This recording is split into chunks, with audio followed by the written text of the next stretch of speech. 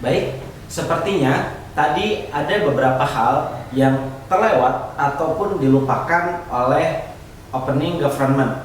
Salah satunya opening government lupa mendefinisikan apa itu glorifikasi karir spesialis tadi.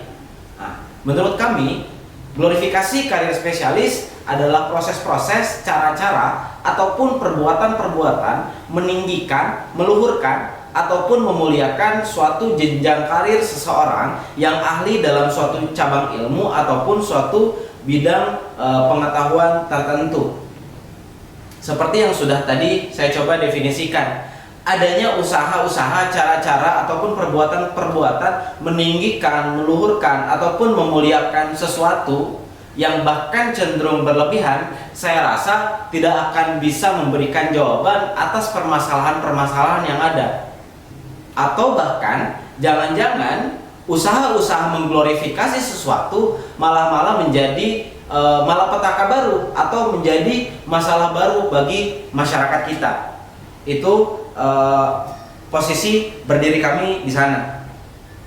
Lalu kemudian keadaan masyarakat yang ketika masyarakat tersebut terus menganut paham tentang bahwasannya glorifikasi terhadap karir spesialis itu penting, bahwasannya yang boleh mengerjakan suatu bidang hanyalah seorang spesialis saja, yang kami khawatirkan adalah ketidakterhadiran libatnya para generalis, yang bahkan kami merasa generalis ini perlu adanya karena seorang generalis itu bukan hanya menguasai satu bidang saja. Memang mereka tidak menguasai bidang secara spesifik ataupun tidak ahli dalam suatu bidang secara tertentu gitu. Ada signifikansi yang berbeda. Tapi bukan berarti generalis ini tidak boleh tidak dilibatkan atau tidak boleh diikut sertakan dalam suatu bidang-bidang yang juga digarap oleh seorang spesialis. Dikarenakan seorang generalis itu bisa memberikan perspektif-perspektif lain terhadap seorang spesialis yang kami rasa hanya mampu memiliki satu perspektif saja, yaitu daripada spesialisasinya sendiri. Kita ambil contoh peran spesialis dalam COVID-19. Seperti yang kita ketahui bersama-sama bahwasannya beberapa waktu yang lalu Indonesia bahkan dunia itu mengalami satu permasalahan yang sama. Kita dihantam pandemi begitu keras, di mana salah satu orang yang bekerja begitu keras adalah seorang spesialis di bidang epidemiologi. Seorang epidemiolog adalah orang-orang yang mempelajari, memperhatikan, juga mencari penyelesaian permasalahan daripada permasalahan-permasalahan kesehatan yang terjadi. Mereka mempelajari bagaimana caranya, bagaimana virus itu berkembang, lalu bagaimana virus tersebut bisa menyebar, bisa menular, bagaimana virus tersebut menular dari penyintas satu ke penyintas lainnya. Hal-hal tersebutlah yang kemudian dipikirkan juga diselesaikan masalah-masalahnya dengan jawaban solusi-solusi tersebut oleh seorang epidemiolog.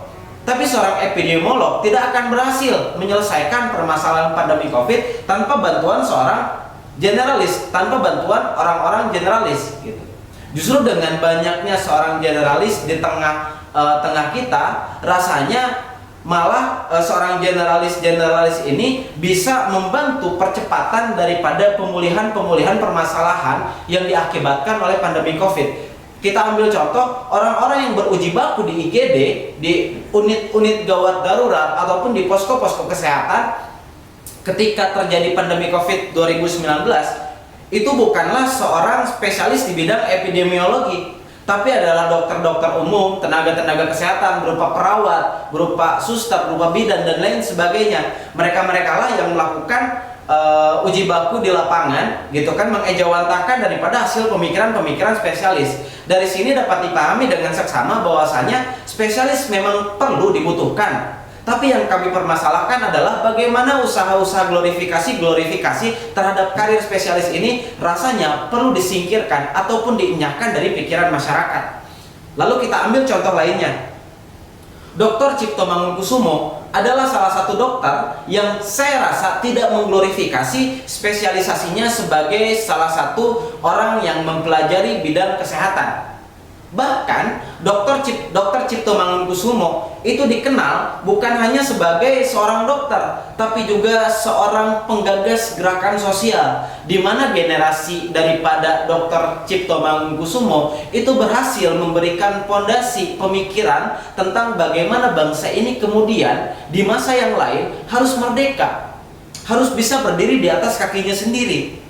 Karena kemampuan atau karena kerendahan hati Dr. Cipto Mangunkusumo dengan dia tidak mengglorifikasi spesialisasinya di bidang kesehatan, menjadikan namanya besar di dalam dunia pergerakan sosial, menjadikan namanya dikenal, bahkan dicatatkan bukan hanya saja menjadi nama-nama rumah sakit sebagaimana dengan latar belakang dokternya itu, tapi juga Dr. Cipto Mangunkusumo ini namanya diabadikan menjadi nama-nama jalan, di mana jalan-jalan tersebut dilewati oleh orang-orang yang merdeka atas sebab salah satu faktor pembantunya atau faktor eksternalnya adalah landasan-landasan berpikir yang kemudian disebarkan oleh Dr. Cipto Mangunkusumo. Nah, maka dari itu seperti yang sudah saya jelaskan di awal, spesialisasi memang itu diperlukan.